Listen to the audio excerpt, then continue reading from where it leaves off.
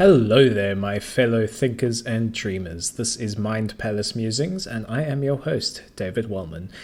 In the last episode, we talked about immortality and the impending calamity if we were to ever achieve it. The fact is, humans are greedy and selfish and really shitty to each other, and giving them the gift of immortality just makes that worse. But maybe not. It seems only fair that we tackle the same topic of immortality, but with an optimistic lens rather than a nihilistic one. A utopian immortality rather than a dystopian one. As mentioned in the previous episode, humanity has been searching for immortality since before we started recording history, probably. It's our lack of understanding of the death process that fuels this goal. We are fundamentally afraid of things we don't understand, and death is one of life's greatest mysteries. I think that given we do immortality the right way and that it's done conservatively and with empathy in mind, immortality may end up being a beautiful thing. So without further ado, let's get into today's topic. Immortality is a beautiful inevitability.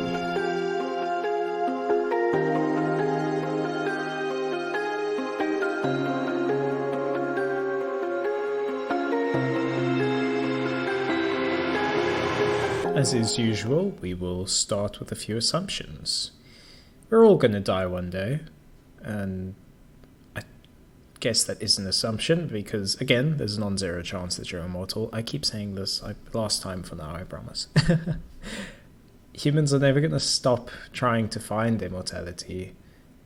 And I think assuming we survive climate collapse, which I know is a big assumption, but we're thinking big. I think humans will be immortal one day, whether we like that or not. We're going to make the assumption that this material reality that we currently find ourselves in is all there is, and that death is truly the end, meaning that achieving physical immortality does not screw us out of some greater form of spiritual or conscious immortality after death. Okay, let's get started. So, immortality is our battle against our mortality, against our aging bodies. It's a problem with us living in a universe dictated by chaos and entropy that we just can't live forever, even if we wanted to. One of the only immortal species on our planet, the immortal jellyfish, also known as the Turritopsis dorni, that's probably not how you pronounce that. Maybe it is, I don't know. It's one of the only biologically immortal things on the planet, and the way it achieves that is by constantly going through a cycle of life and rebirth, as whenever it encounters any kind of life-ending trauma, it simply reverts to a juvenile stage. It's really interesting, and I'm actually going to get back into that later in the episode, so just put a pin in that.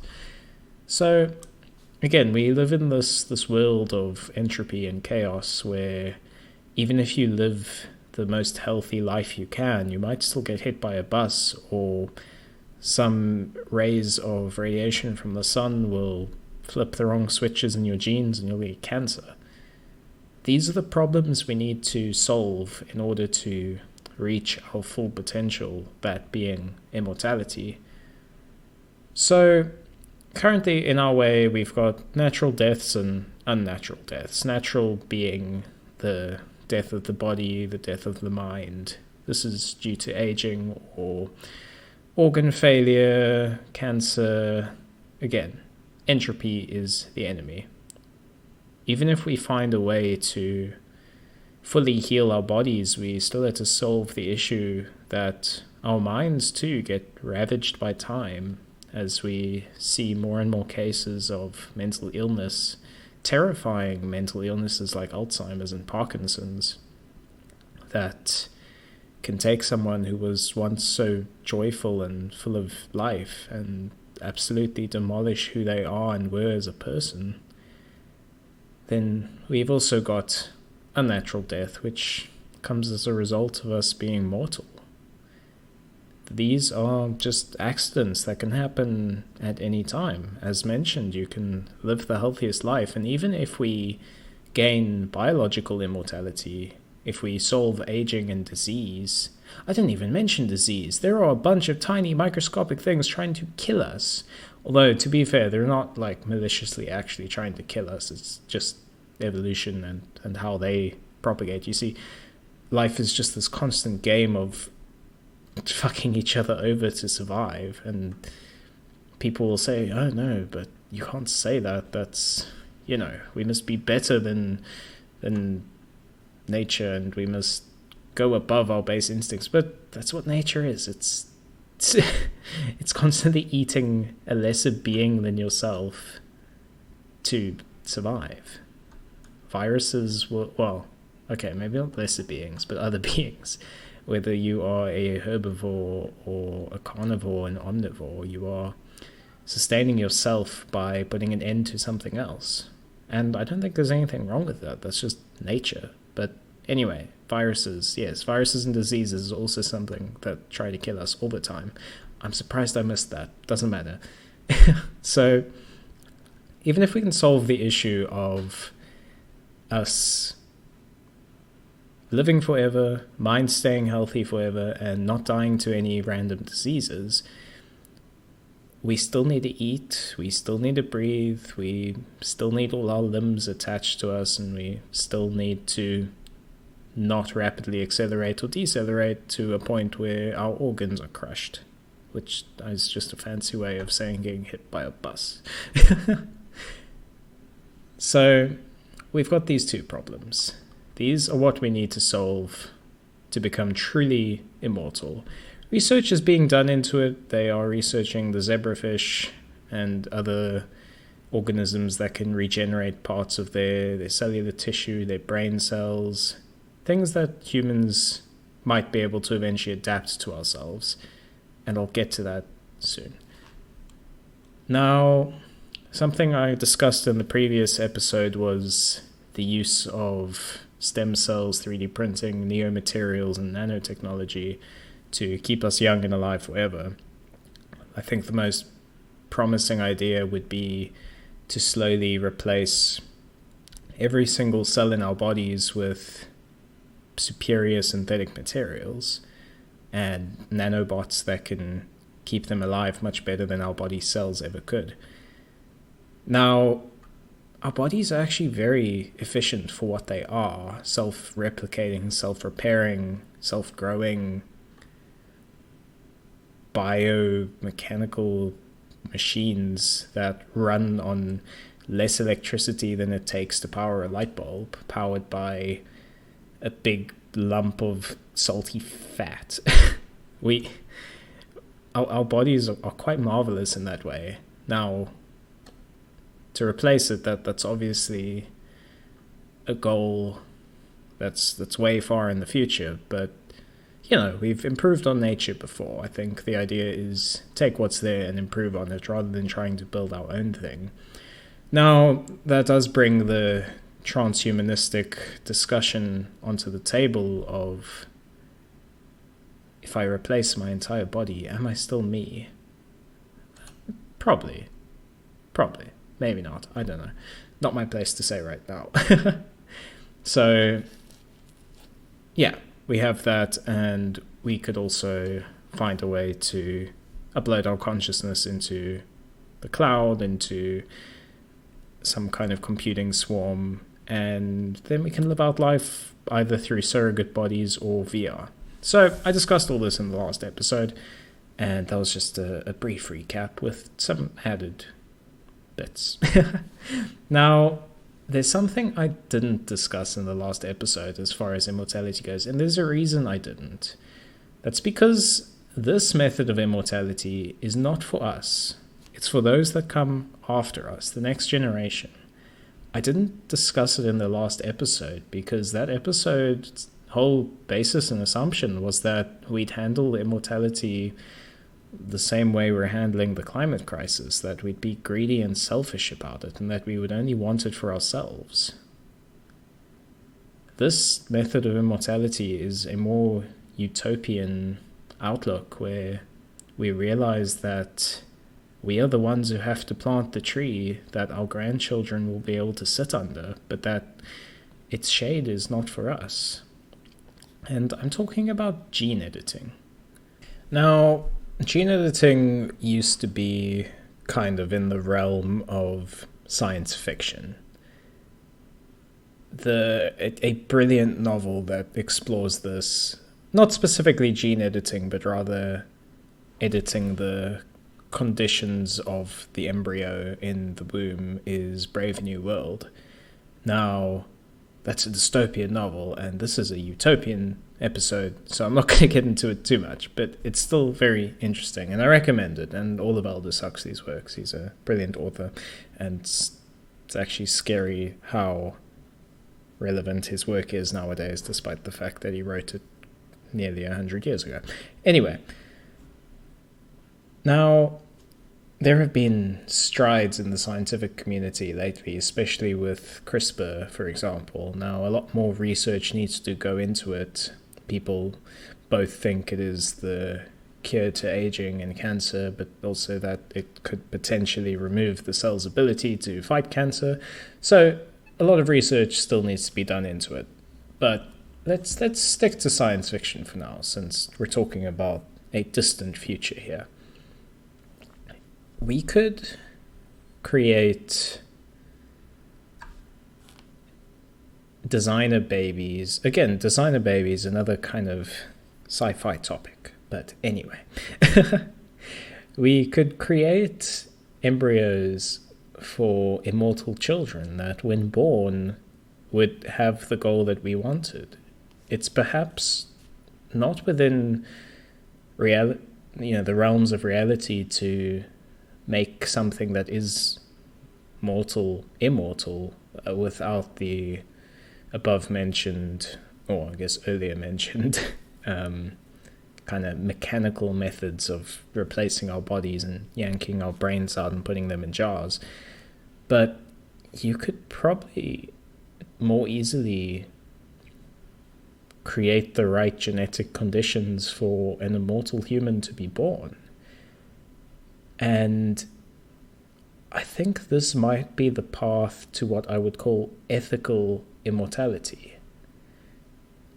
With these immortal children being born and raised knowing that they're immortal, and that it's kind of their responsibility to carry the human race forward. We would create these children with the knowledge that we are the last living generation that will naturally die, and that we need to raise this new society in such a way that they don't make the same mistakes as us. Now, I realize talking about genetically superior Übermensch makes me sound like a certain Austrian painter who turned dictator / chancellor. But that's not the idea I'm going for. So, what do I mean by ethical immortality? Well, let's be honest. The current ethics and culture of the world is not in a great place right now, and I think that directly feeds into the dystopic immortality as discussed in the previous episode. I think if we were to get immortality right, we would have to shift our morals.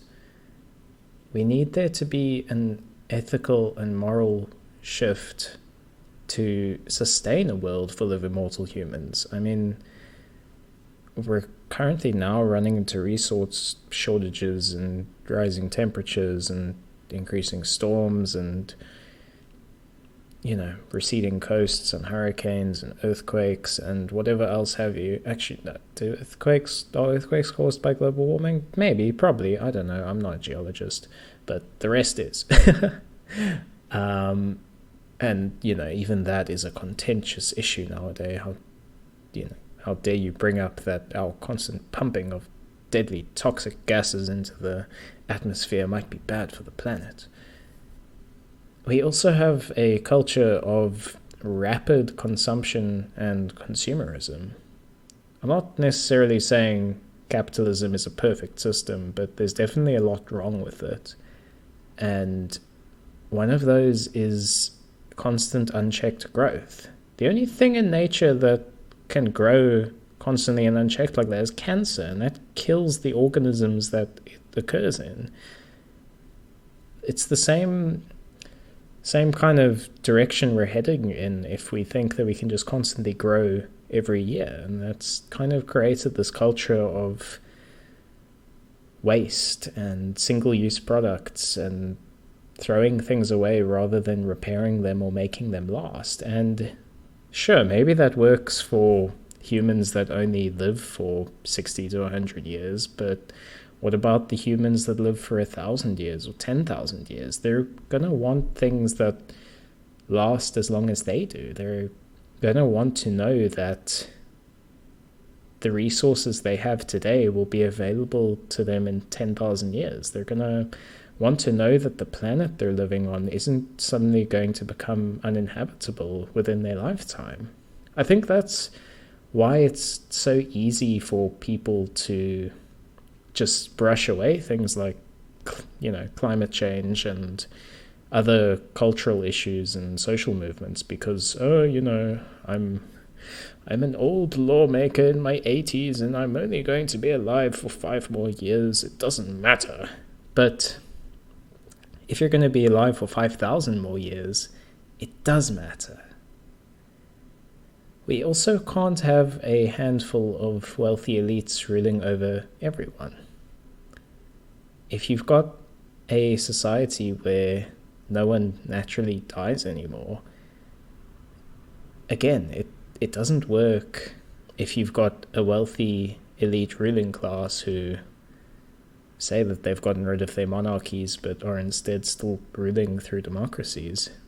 It ends up being like Altered Carbon, which, again, great series on Netflix, and it actually explores this this topic in detail through many, many great episodes.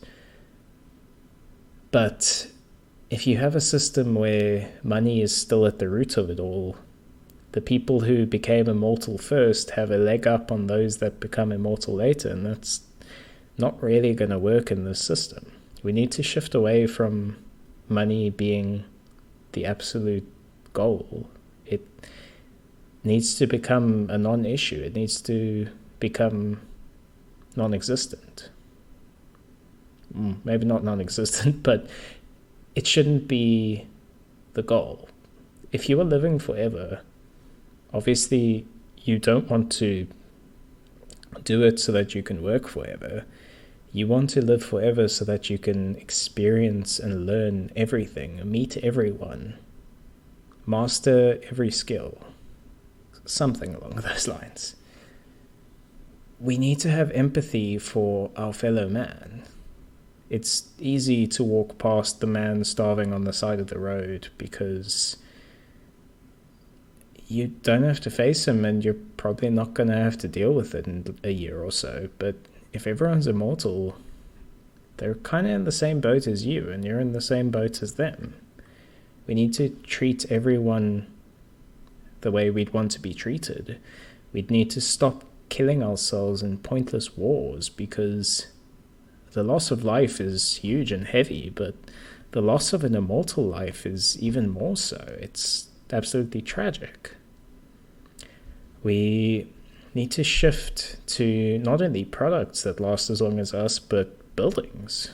We need to stop making things out of cheap materials that probably aren't going to last long and stupid vanity projects of architects with small egos, or big egos, small things.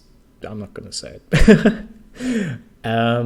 We would also need to shift away from products that are slowly killing us. Things like horrendously unhealthy fast food and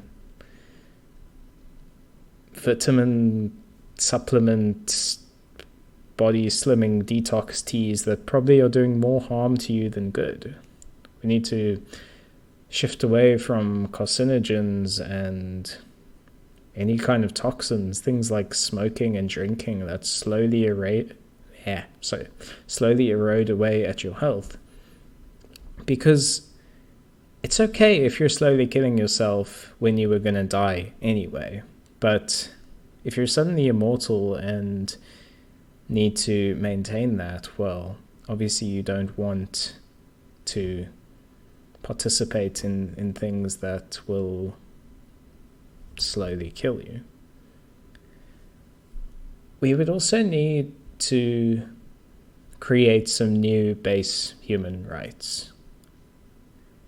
Assuming we get to the point where we can extend the lifespan of a human to immortal levels, we'd probably also have technology to manage our memories, to store them externally, to manage them externally, because I'm sure the human brain isn't really equipped to store 10,000 years worth of memories. The first new right I would recommend is the right to forget. Because if you make a mistake, that only lives with you as long as you live. But if you live forever, you have to live with that forever. And I know many people just wouldn't want to. We would need the right to forget something. Our memories would be our own sovereign identity. It needs to be something that we have our own control over, just as we should have control over our bodies. We would need control over our memories. The second would be the right to die, because it's an unfair assumption that everyone would want to live forever. Some people would want to die on their own terms and should be allowed to. This is even something we struggle with nowadays, where the topic of euthanasia is taboo. It's, we're perfectly fine putting our pets out of their misery, but the moment it's grandpa, we're like, maybe we shouldn't. Let's just let him sit and suffer and shit himself and let him wonder where all the years went and why he doesn't recognize anyone anymore. It's fucked up. Anyway, sorry. My final new right would be the right to recreation, which I realized just now reading this. I wrote the right to recreation, which is not at all what I mean. Like the jellyfish, which I said we'd get back. Ha! Living forever as the same person might be exhausting. It might get bored. People deserve the right to periodically recreate themselves and take on a new identity. This might even be the same as the jellyfish, where they are reborn, put back into a childlike state, back to being a baby. In this new world we've created, wealth doesn't matter, so there's no downside to becoming a new person. And now finally, the good juicy part of ethical immortality, the implications and benefits. You will have a lifelong learning and absolute mastery of any skill you set your mind to, the time necessary to discover passions that may have otherwise gone unnoticed. You would develop skills that you potentially would have never tried in a mortal life. We could create more demanding forms of art and sports and instruments that take longer to learn because we have more time to learn them. There's time to form incredibly deep relationships with those around you, and time for old wounds to heal. Brilliant scientists, artists, poets, and other members of society will continue to produce their works forever, or as long as they want to. Technology and society will advance by leaps and bounds to levels we can never imagine. Spiritual leaders and monks can delve within even further. The collective human consciousness may evolve to a point that we cannot comprehend today. We may even eventually master physics in such a way that we can bend and shift the universe to our will, to beat entropy. Or we could create a simulation, and that's where we are currently. The road to ethical immortality requires the elimination of human suffering and requires us all to be equal. It may be our key to transcendence, and it's certainly our key to the stars. It's the end to all human suffering and strife, the end to subjugation and prejudice. So, hopefully a much lighter, nicer topic this time, and not something that makes you angry at the greed and suffering that humans are willing to impose on each other. This will probably be the end of this mini-series on death and immortality, and we'll probably start something new next week. Sorry, there's a car driving past. I don't know what that'll be yet, but I've got a list, so I'll pick something from it. Thank you for all the support. It has been fantastic. I'm really enjoying growing the podcast and seeing the numbers rise and the views. And I am always open to chat if you want to discuss elements of the podcast or have any suggestions for future episodes or just want to talk shit. Where can you find me? That's a good question. Well, I've got my art account on Instagram, which is @DavidWellman, where I share some of my cool, trippy, psychedelic, surrealist art, which, I don't know, I think is pretty cool. You can join the discussion on the official subreddit, that's r/mindpalacemusings. You can follow the official Twitter @mpm_podcast for updates on when episodes go out. I've noticed that Podbean is being a bit weird at the moment. It used to pretty much upload to Spotify and iTunes basically 2 hours or so after publishing the episode. Now it usually takes about a day, so episodes they technically go out on Wednesday, but I only really make posts and announcements and stuff on Thursday because that's when it's available everywhere. Anyway, all other details are in the description. So, yes, my dear thinkers and dreamers, my fellow seekers of truth and knowledge, thank you for listening. Thank you for being a part of this great podcast. Well, I think it's great.